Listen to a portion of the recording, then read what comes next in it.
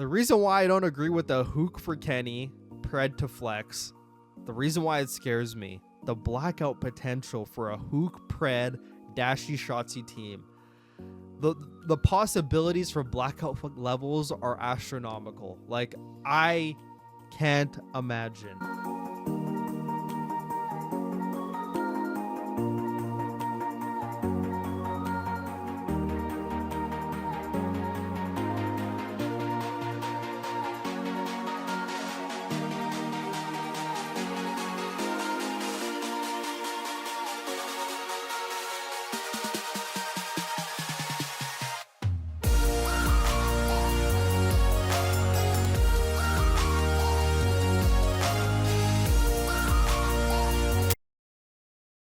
It's just trust the process. Like they want somebody to be like, yo, listen, like Brandon has been purposely throwing. By the way, chat, we figured it out. We know why, but we're on the case. We got it. You know what I mean? They're looking for like some insane reasons. And then we have Porter, ESPN analyst, trying to fucking. That we got ESPN analysts coming out. Yeah. I was crying when like yesterday I was talking to Ian and then we went back to the room and then the first thing AG says to him is, "Fuck it, we have Stephen A. and fuck me." He's like, "Fuck me," like, ESPN analyst. And then Ian's like, "You guys are fucking trolling." Nah, it's just funny. Like whenever we lose, that's when I see like everyone come out of the closet, dude. Like so much shit just starts. I'll go on Twitter and I see people I've never seen talk in my life. Wait, what the fuck did they do on this P2 here? Like, what happened here? I don't think the vibes are good. And then it's actually crazy the way like because obviously I give two fucks about it, but it's actually insane like how much, at least in esports, and I'm not really, I mean it's probably the same thing in sports, where like someone will create some narrative and like people truly around with it think that because of the fact that like that's the only person really talking, and like you know what I'm Okay, saying? but yeah, so I really just want to like talk about the ESPN analyst thing, bro. It is hilarious, bro. It is hilarious. And do you want to know like the irony of it? Like the actual true irony of it is they have an ESPN analyst on their team. JP Krez was an analyst. He still is an analyst, but like also like now like a assistant coach, whatever, second coach. He's literally an analyst. An ESPN analyst is on your team. And obviously they're talking about Porter because they said Porter. And I hear all the different sides and I actually understand like all the different sides. So like I can understand their side. Okay, first I'm going to say I understand like the fans side, because all the fans were like, if a 38-time, 3-time world champion was like giving me advice, I would take it. You know, logically, you'd understand that. Very logical point, because, you know, very decorated. A lot of people would say the greatest of all time in Call of Duty. And, you know, there are fundamental things. There are things just anybody, especially a person as decorated as him, could see on the map and just say, you know, like that's wrong, and no, it's wrong. Understandable. And then there's OpTic's side, which I also understand as well. Doesn't matter if you're a 38-time world champ, whatever, or like you're enabled, you're a decorated Call of Duty player. If you're not playing the game and you don't understand how this game plays, then, you know, they could question your opinion as well. Because, like, for example, in my video with like Enable, or not with Enable, but indirectly with Enable, when he was talking about some spawns, he was not understanding the spawns. He was just saying, you know, like they don't make sense, but like he doesn't understand like how the spawns work in this specific game. Not saying they're great spawns, but not understanding how spawns work and like where players are when you influence them. Like if you don't know that, then, you know, it doesn't matter if you're decorate, like if you're not playing the game every day, which is the POV of like OpTic and a lot of pros. If you're not playing the game, then you don't understand, no matter how decorative a Call of Duty player you are. If you're not playing this game, like, yeah, you played in the past, but you're not playing this game that we're playing right now. Completely different game. So I understand that. But let's go back to the ESPN analyst thing. So, just with them saying, you know, all these people online never heard of my life critiquing something. Obviously, they're not talking about me, even though I do count as being one of those people. Like, they don't know who I am. But, bro, it doesn't take a rocket scientist to see what you guys are doing wrong. And hearing them like brush it off like it isn't a big deal, bro, there are some things like we'll go through like the one thing that I already went through. It's obviously in this YouTube video of mine, bro. This is not something that you shrug off. Like, this is not something you shrug off. Like, I already broke this down. Like, Pred getting this kill in the helicopter, and then 3 of them all not calming, all going to the hill at the exact same time, and then realizing all 3 of them are on the hill at the same time, and then they split up. You can't tell me it's not a red flag. That is absolutely absurd. That is not something you shoulder shrug off. That's not a whoopsie even. At this high of a level, that is not even a whoopsie. That is just like something going wrong. And I'm not in like the camp of like people saying, oh, you know, it's like the vibes. I don't know anything about like that shit. Like people not wanting to play with each other. Like I'm never going to comment on something like that unless I see it actively. But yeah, like I understand both POVs, but like for them to like shrug it off like, hey, trust the process, bro. This is bad. What I'm seeing right now, this level of gameplay, at least when... So we got to, like, actually give teams like Atlanta FaZe credit. Like, we had high expectations for Atlanta FaZe at the beginning of the season. They took a slump. Bro, we have to give them credit because any other top team, like a Complexity or, like, whatever, if they had a slump like FaZe, like, they're breaking up. Like, they're gone. Like, you know? And obviously, we're in a completely different generation now. People aren't just making roster changes like crazy. And we're in a franchise COD league, so you can't just, like, switch people out, you know? Can't just, like, move into another Skype call and you're on a different team, you know? It's not like that anymore. But even when they were losing, like, it just looked like a lack of teamwork. But it wasn't even as bad as, like, what I'm seeing from OpTic. Like, Atlanta FaZe, for the most part, was, like, no one is playing together. There's no trades. Granted, OpTics is also like not playing together, like no trades. But I do give FaZe credit because of how they switched it around like super quick and realized. And dude, here's another funny thing. I'm going off on a tangent. So, like another thing that's mind blowing to me is actually I'll actually get into it later when we're talking about like roster changes, fucking like whatever. But dude, I actually lost my train of thought. Okay, ESPN analyst. I'll just go from there. So, I know Dashy had like this thing about like not like I think most pro players agree with this. Dashy's also said this. I don't want to take criticism or advice on how to play the game from someone who literally hasn't played it, but that's literally JP. And yeah, they have him on as an analyst, but I know he does coach as well. Like he does coach. He's not just doing analysis anymore. Like he's actually helping on the coaching side. So that's kind of like a contradictory, and no disrespect to JP at all. Like if we're talking about, oh, like, you know, ESPN analysts, like, oh, like people never play the game.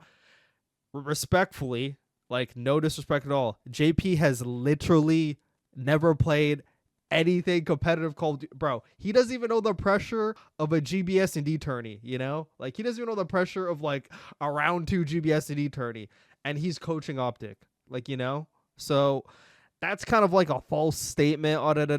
Like you really can learn this game from just watching it for multiple years at the highest level, watching minimap, seeing how people play. You literally can become a great mind in Call of Duty just from that.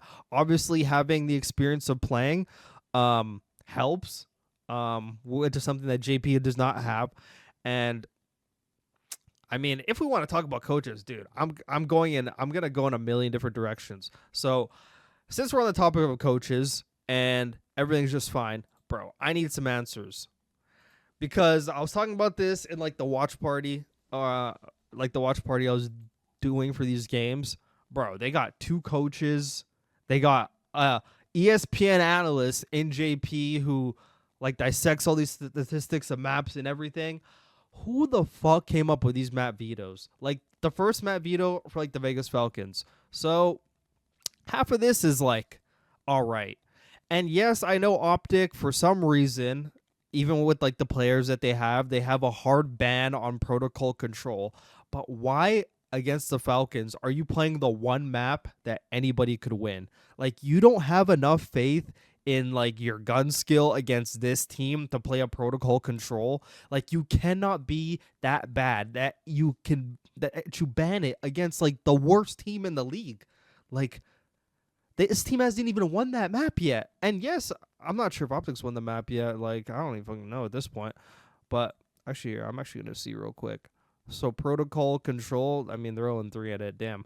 But bro, against like the Vegas Falcons, come on, bro. We gotta play that map, right? Like, we gotta play the map. Like, let's look at the Vegas Falcons record. Can't be any better. 0-2, it actually is better. Oh my gosh. Yeah, okay. But bro, we cannot play vault control against Vegas Falcons. Like, the one hope spot for them is like the vault control. They gave it to them. Mind blown. I was also kind of mind blown about the skyline as well. Like, I'm thinking, bro, if you want to put him out the water, pick Hacienda. Like, they didn't even ban Hacienda hardpoint. They banned protocol hardpoint. Play him on Hacienda.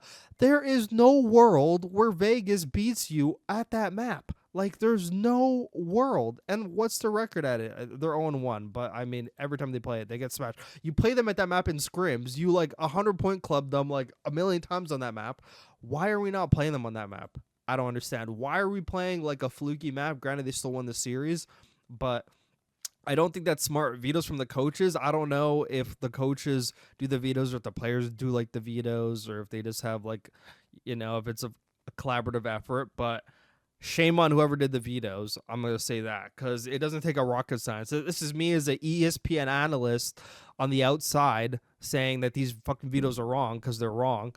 I mean, honestly, even like the protocol, like if it goes to protocol, that's another map that they're kind of like good at. Like, I mean, like they banned Hacienda. I mean, you can't really play Skylines. Skyline's a good S&D map for them. So I guess we'll pass that one because you can't play Skyline. Vault, honestly, you probably can play him on that map too, but I mean, I'm not gonna be picky with that because like they already picked World Ride Card and they ban Hasi.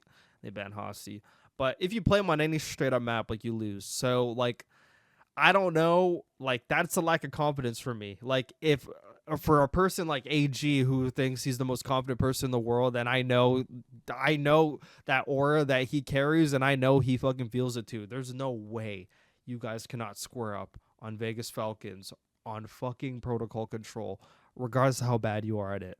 Like, dude, that map is just kills and spawn trapping. Like, it's not like that hard of a map. It's like covering top mid, having top mid control, you know, occasionally you watch like the underground flanks, the rope flank.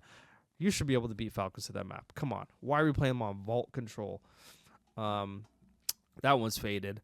And then if you want to go into the Ultra one, the Ultra one isn't as bad, but once again, don't know why. Like, I don't think Ultra's 3-3 on protocol control. Like, they have some wins, they have some losses. They don't blow any team out the water at that map.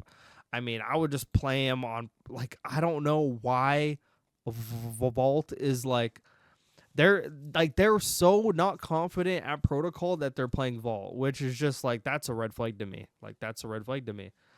And allowing the Skyline is also another thing, because I don't know why OpTic would be scared to play a team like Ultra at protocol hardpoint. Ultra have improved on that map, but Ultra is not really the best at it. And we could even take a look at their record. Even I don't care what the record is, they're not that great at it. They're 4-3 on the map. Not really like a super great, you know, it's still a positive record, but I don't know why you would play them on Skyline, which is arguably their best map. I mean, I just fucking went. I didn't even look at they're 5-1 on Skyline. So why would you play them on their best map as opposed to playing them on a 4-3 map? Why would we ban protocol? And this is like another thing that I don't like that teams do, is where they ban like their worst map as opposed to like the other team's best map. I mean, it could go either way. That one could go either way, like 50-50. Like, if you're banning a map you're bad at or a map they're really good at, like, all depends which one you're more comfortable with. But why would you play them on Skyline? Especially when you like barely beat Falcons at that map, probably means you're not the best at it right now. You can't have things figured out. Kenny just went on a 16 fucking death streak on that map, like not too long ago. Why would we play Ultra on that map? Like, it's their best map. They beat LNFAs on that map. They've beaten a lot of good teams on that map.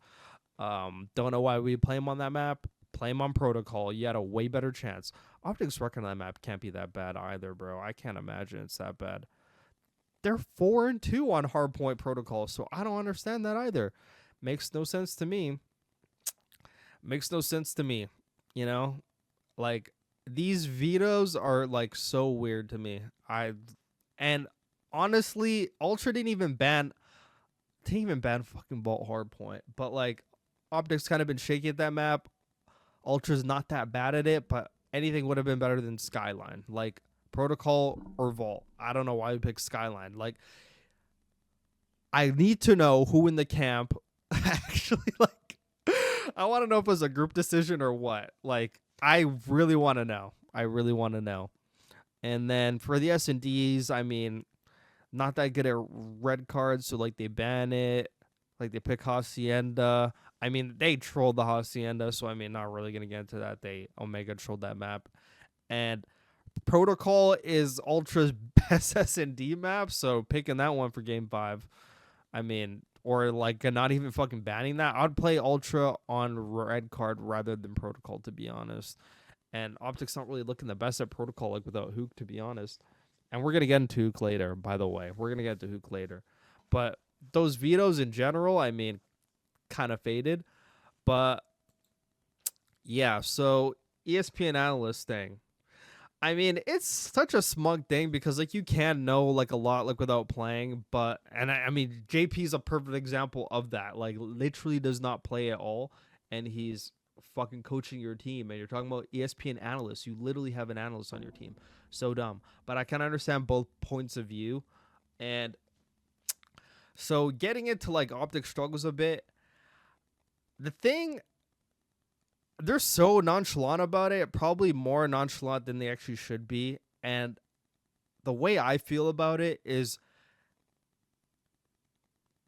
so Kenny, for example. So I guess we'll go into Kenny because everyone's, like, talking about, oh, fucking Kenny could be dropped. And I had made defenses for him, you know, like, always bring up the resume. That's what most people bring up. You know, he's, like, the head of the team, all that stuff.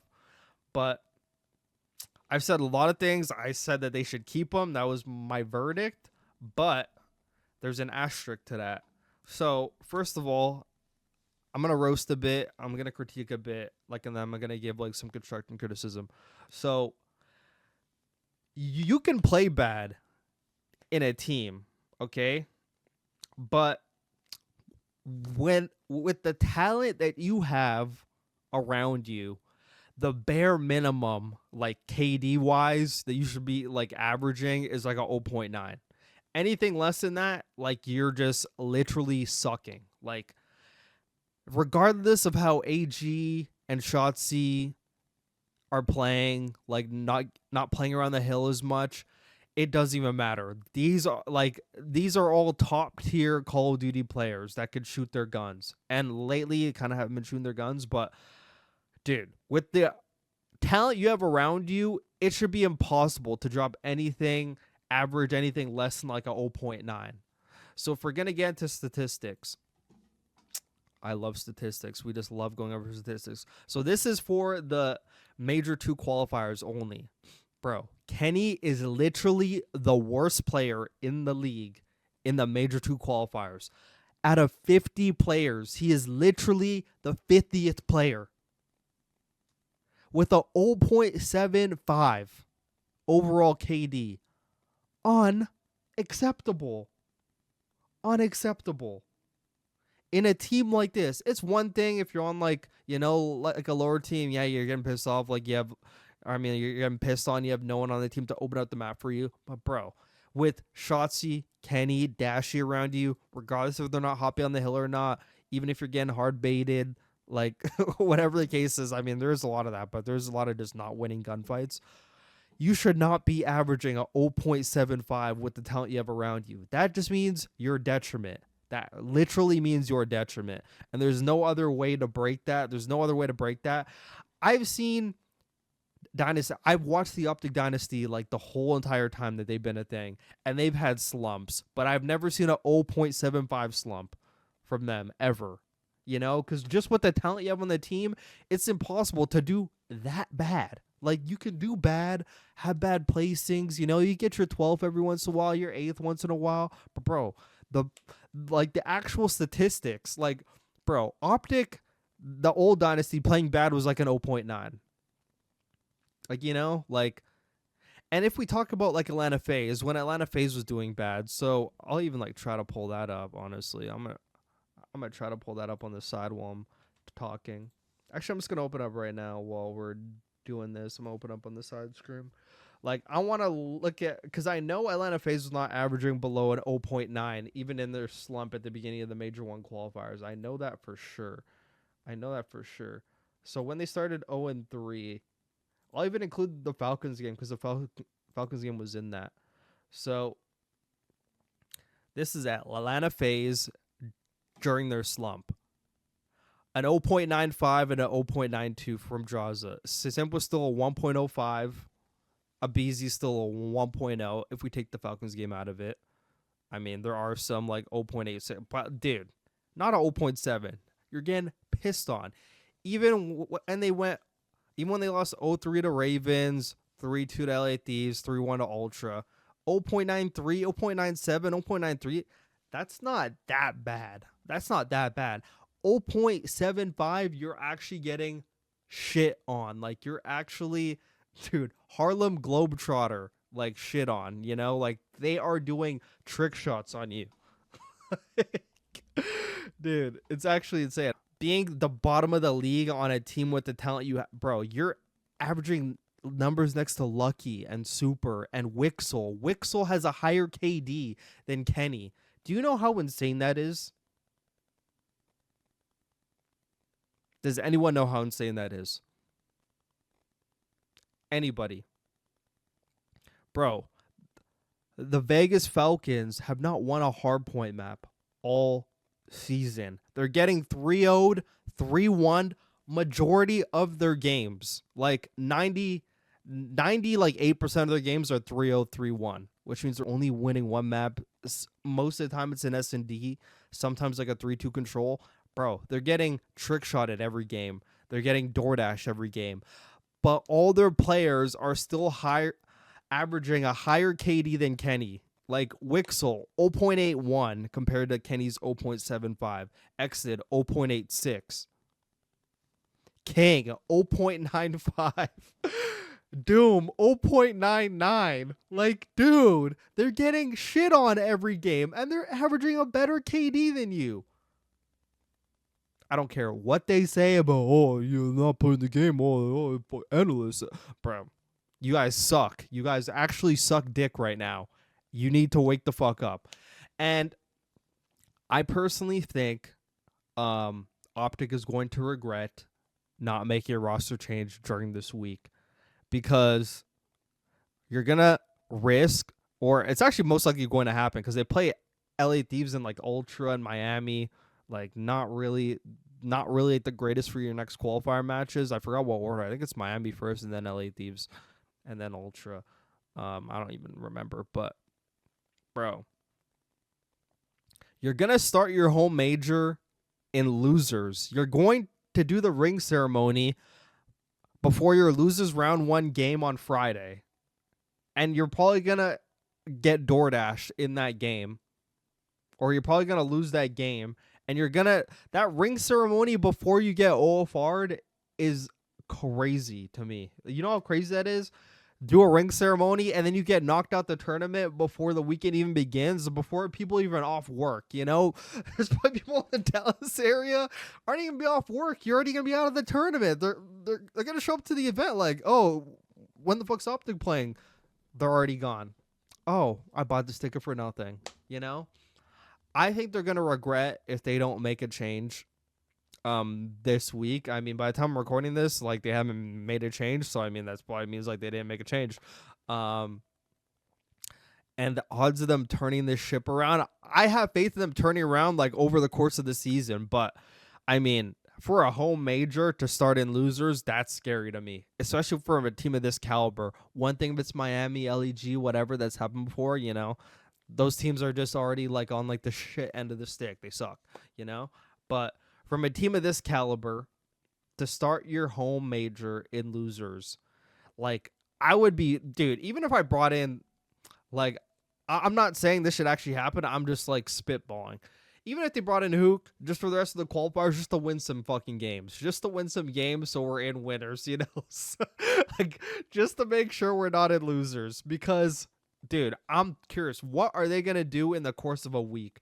Because Atlanta FaZe at least had like the 2-3 week break for Christmas. They were grinding against every team possible, allowing them to stream. Really didn't matter. Doesn't even care they're getting pissed on. Like, they were just improving. And that's another thing I wanted to bring up is, like, a lot of these pro teams having Monday off. So, like, they have Monday off. They scrim Tuesday, Wednesday, Thursday. And then depending on, like, their matches, it's just warm-ups over the weekend. Horrible fucking schedule, by the way. I mean, I know everyone, like, you know, everyone needs a break. You shouldn't be playing the game every day. It's nice to have a break because sometimes having a break actually makes you way better. But for some of these players, for some of these teams and players at the bottom, quote unquote OpTic, I don't even think there should be like a Monday off. You should be doing something on a Monday. You should be doing S&D scrims or something on a Monday against challengers teams. Like, anything to improve. Like, anything. But obviously we don't know like the inner workings of like what's going on. But these statistics are mind-blowing. Absolutely mind-blowing. And one last thing I wanted to address is like the Huke for Kenny. Okay, so like a very common thing I've been hearing for like a change that OpTic should make is Huke in for Kenny, pred to a flex. I'm in the camp of people. I swear I'm like the only one, to be honest, because everyone agrees with it. I swear I'm the only person. I don't think this is a good idea. And I'm going to tell you why. The blackout potential for a Huke, Kenny, or no, the blackout potential for a Huke. Okay, I actually have to say this again because I'm probably going to put this one at the beginning of the video. The reason why I don't agree with the Huke for Kenny, pred to flex, the reason why it scares me, the blackout potential for a Huke, pred, dashy, shotsy team. The possibilities for blackout levels are astronomical. Like, I can't imagine. And I know a lot of them, like Huke and Dashy, have been around a long time. Even by now, Shotzzy coming in 2019, 2020, they've been around a long time. These are seasoned veterans who played at the highest level. But, dude, there's some people that played at the highest level where, I mean, like, their comms and, like, their, like, receptiveness to the information is still quite not there, even after all these years. And the blackout, but I'm thinking, who's going to put all the strings together in like this team? That's what I'm thinking. I'm thinking Shotzi's going rogue. I know it's probably not going to be like this, but this is just like the over exaggeration. I'm thinking Huke's going rogue, Shotzi's going rogue, Pred's going rogue, and then Dashy's trying to figure out like what to do with everyone like that. Like, I just think it's crazy. Okay, wait, I forgot to mention this. This is honorable mentions in like the Borito Talk, bro. So I was watching back some Vanguard gameplay, you know, for some throwback like Thursday episodes, and if we want to talk about Huke's blacking out, I've seen multiple examples of this over the years of just a bunch of listen-ins I've watched, even like the ones from Black Ops 6, where there's like certain stuff that's being said that it's like he hears, but he does nothing about. So like in this one, I mean, I'm just going to break it down real quick. So they basically clear out everyone, and then there's one last guy on this step. Slasher walks in, shoots him, but then dies and says he's one shot on the stairs. It's the last guy. They already killed 3 other guys. It's literally the last guy, and he's one shot. All who has to do is push him. Granted, this does not affect the outcome of the game. They still end up fucking winning, but he keeps that guy alive to go look somewhere else, to go look out the door for spawners, even though they're going to be spawning way further. And that guy that he left there that was one shot kills the next person that comes in because that guy's thinking that it got dealt with, but Huke didn't even deal with it. It was just hilarious. Urge, I'm needing time. I'm needing time. He's time weak. Two staircase. One staircase. Staircase. One staircase. So like they just got 3. And now this last guy, Slash, was gonna walk in, 5 is gonna walk in, he's gonna die, he's gonna say he's one shot. And then Huke looks, but then Huke's like, nah, I'm just gonna look this way. Bro, look where LNFA's is spawning. He clearly knows this because, like, obviously they fucking know spawns by now, like they watch fucking VOD. So I don't know why he didn't just trade this last kill. Watch out! Make him a weave, make him a weave. Watch on their side. Watch on their side. They might hit me at all. They're gonna hit all. One more staircase. They don't staircase again. Nice! I might new guys. He hit me. It didn't really mean anything because, like, they end up getting like 3 seconds, but that guy number 2 ends up getting the kill on like the next guy because they thought he dealt with it. Like, he's like, oh yeah, like I'm actually going to watch their side. I'm like, why? Like, why? Like, he ends up freaking getting Ace, and Mason's probably like, huh? Like, Mason's probably like, what? Because if 2's gone, they probably get number 4, and then they double team number 1. They have a clean rotation. But yeah, I mean, I don't know why he was watching that side instead of trading the last guy. Mind-blowing stuff to me, but I thought that was hilarious. I'm like, that's classic Huke, because there's been lots of time. Like, I really love Huke. This is not me trying to like scold him, but bro, there's some blackout times where it's like, dude. And he clearly acknowledged that comp because he was like staring in the direction, like, yeah, he's there, but I'm gonna go do something else. And the reason why I liked Huke way better like than AG in this team, we just need to accept, guys, it is a different game. And I fucking hate, absolutely hate, from the pit of my stomach, from the pit of my soul, I absolutely hate the, oh, but we won champs last year. Literally the worst thing, bro. Anyone who says that, just disappear. Like, I hate that argument. I never said that about any other team. Bro, do you want to know why no team is stuck together? Like, basically going to the next year. I mean, there has been some things like Atlanta Faye's Cold War going into Vanguard. Granted, the next year they got like second pretty much every time. That's not super bad. And LA Thieves from their champs like the MW2, but then they end up breaking up. The reason why most teams who won champs don't stick together, this is going to blow out of your minds, because next year it's a different fucking game. It doesn't matter if your team won in that game. We're playing a different game every fucking year. We're going from Black Ops 2 to Call of Duty Ghosts. That one's not that bad of a transition. That one actually probably gonna work. I mean, complexity fucking fumbled there, whatever. But bro, we went from like Call of Duty Ghosts to AW, like completely different fucking game. Complexity in that game probably still could have worked. I mean, Crim Eggs, Karma Clay actually in that game. That actually could have worked. I'm not gonna lie, that actually could have worked. That could have worked. But guys, for the most part, it's a different game. MW3 is a way different game from Black Ops 6. I don't give a fuck. Even the players have been saying this, which is actually what been annoying me more. The org's been saying it. Everyone in OpTic's been saying it. Oh, but they won champs last year. Give them time. Bro, MW3 was a way different game. MW3 was like a game where they could play the way they play. We have maps like Sub-Base, Invasion, where you could just play a lot slower. You didn't really have to like immediately default to the hill. They could play with a lot of the routes they're taking. That game was mostly an AR just sits on the hill and people go roaming around. And in this game, it's just way different, bro. There's so much headbanging. You need to be a lot closer to the hill. Spawns are a lot closer. There needs to be a lot more focus around the objective.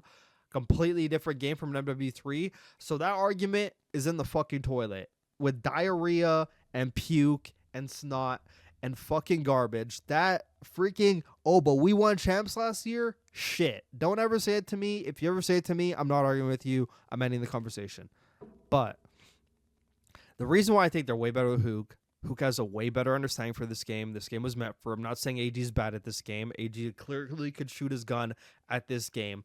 But he has no idea what he's doing in S&D because, dude, it might take a while, and I would not be surprised if they do figure it out like during the course of the season, but it might take a while. Bro, AG he's just not used to grabbing bomb. He's not used to being like the bomb bitch, you know? And Shotzi's not going to be that. The ARs can't be that because the ARs have to watch flank or hold like long lanes. So ARs, for the most part, except for like red card where Kenny fucking takes it because that's the one map. But, dude, like he just can't take the bomb. He's like the synergy. Like, so Shotzi with Huke on the team had like a 1.22 in S&D, and then with AG, like at the moment, I mean, he's like an 0.56 or something, but below a 1.06. And I think just playing with Kyler, not only can Kyler take bomb, he's a very versatile S&D player. He has no problem taking the bomb because he knows how to work with it, and he can still make plays with the bomb. And he activates Shotzi because it's another, like, granted, I've seen AG try to make plays in I've seen AG try to make plays like in a red card S&D. I just feel like Shotzi and Huke just have a synergy with the way they work in S&D and even in respawns, honestly, which is why it just worked. It just worked. And the fact that they made that change, I literally can't get over. I brought up so many times. Like, I cannot get over. Dude, you were doing good in scrims. You're doing good in the qualifiers. You somehow just, for some reason, show up to the event and lost like all your hard points. You know, that is a red flag. You could say it's a red flag, but your S&Ds and your controls were just fine. You just somehow all of a sudden like had like a lapse in judgment or something at hard point and like weren't playing it the way. That's an easy fix. Like, now throw an AG back in the team. Now you need to fix everything. You know, everything was pretty much good with Huke. You could chalk it up to like a just fluky, you know, random event. You lost at 3-2, and then you won a game. You lost 3-1 to Carolina, but you beat them in the S&D. You're just had like a bad hardpoint event. You could go home. You could touch up on the hardpoint. Your S&D and your control's still good. Boom, you're good. You know, like, you're still good, and you're probably gonna go home, go into the qualifiers, and still fucking win your hardpoints anyway. I just spit all over my mic. Holy fuck. So, like, for me personally, the OpTic roster change thing is very simple. Okay, so here is, like, and I think this is probably the best way to put it for anybody. Their roster should stay the same if they learn that they gotta play a different way. Because clearly, like, the 2 SMGs on routes not being focused around the objective as much, not using teamwork, that's just not the way you play this game. You have to accept we're playing a different game. If they do not want to play a different way, because if we want to talk about playing a different way, because I brought this up earlier about the MC thing, we can talk about the MC thing and then we'll get back to this. Bro, MC, he knew the whole time. I know he watches the flank. I know he hears people online. Like, obviously not on social media, but I know he hears shit. He heard everybody. I know if Zuma and Octane and everyone's saying on the flank, there's no way he hasn't heard it. Bro, the whole he's so slow, he has to speed up. He actively knew that and kept playing the same way, and FaZe wasn't getting the results they wanted. Like, not specifically because of that. There was like a lot of other things, but bro, that was a main thing. And then all of a sudden, EWC, all of a sudden he's playing super fast. They're Harlem Globetrotting, trick shotting like 100 Thieves in that EWC final. And then going into Black Ops 6, he's like, you know what? I just saw what I did at EWC finals. I'm going to go revert back to my old style. Okay, so then they're doing bad. And then he's like, oh, I got to play a different way. I got to speed up. And now he speeds up. Look at where they are now. Like, they fucking won the last major. Like, they won like the minor 1 tourney. Like, acknowledging you have to play a different way. I don't know why he's been going back and forth it, knowing he has to play a different way, and like is even hilarious when like Hitch like talked about MC saying, I actually thought I was gonna get dropped, but you know, this UWC thing, like, you know, like he knew he was going to probably get dropped for the way he was playing, but he still kept playing that way for like a majority of like majority of the past like 2-3 years, honestly, which is crazy. But with like the OpTic thing, the roster change thing is simple. If Shotzi and AG don't realize that they have to play more team-oriented and around the OBJ, if they don't learn how to adapt and evolve their playstyle to what this Black Ops 6 game needs, then there needs to be a roster change. Otherwise, if they're willing to know they have to change, then they should stay the exact same and just work it out. But I don't know why I don't know why it's taking so long. Like, it didn't take FaZe that long to realize, oh, this is how we got to play the game. We got to switch it up. Da-da-da-da. They had like the 2 weeks. Da-da-da. Fix it. Bro, this is literally the exact same thing week after week. Like, if you want to take the Vegas Falcons game out of it, OpTic has not won a game the whole month of February. If we take the Vegas Falcons game out, because that one doesn't even count. Bro, they don't win. They haven't won. Bro, we need to play a different way. And this is where the coach thing comes in and the ESPN. Bro, how do you have a 3-time world champ? I mean, he could be saying shit and they're just not fucking, and the information is not getting there. They have analysts. They have a bunch of people watching gameplay, telling this is wrong, this is wrong, this is all this stuff.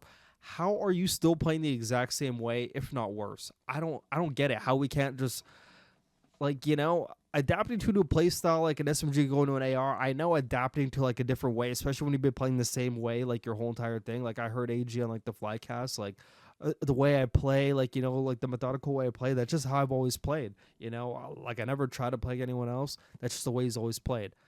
Okay, but like, obviously, in like the MW3 year, he had to adapt to the team he was on because, he couldn't just be the guy that sprints around. There was another guy who did that, had to adapt to that. Now you see the way Black Ops 6 is, and it's not even that crazy of a change. Like, just play more, like, around the hill. You could still be the same kill hori. Like, you just need to play more around the hill, play with more of your team, trade more, use more teamwork. Like, this game's very one-dimensional. Like, very one-dimensional. There are like blocking spawns and things like that, when you have setups. OpTic's very good at that. When they have a setup, they're very good at that. But just in general, how to play, I mean, dude, like, even their breaking has gone worse because like they just don't like break together. That's another thing entirely. But yeah, they like, if they can't change, then there needs to be a roster change. But if they obviously know they have to change, but if they keep playing the same way, there just has to be a roster change because no one's fucking learning, But like, that's like the simple thing about their roster change, to be honest. I mean, I just really had to address the ESPN analyst thing, and then like we just like branched into everything else. But guys, I just need to end this off with one thing, almost like a statement or so. Anybody?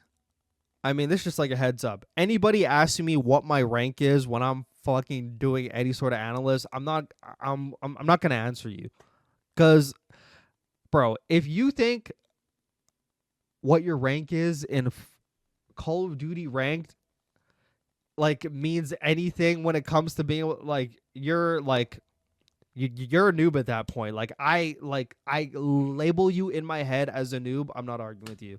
End of story. And gosh, what else was I gonna say? Oh yeah,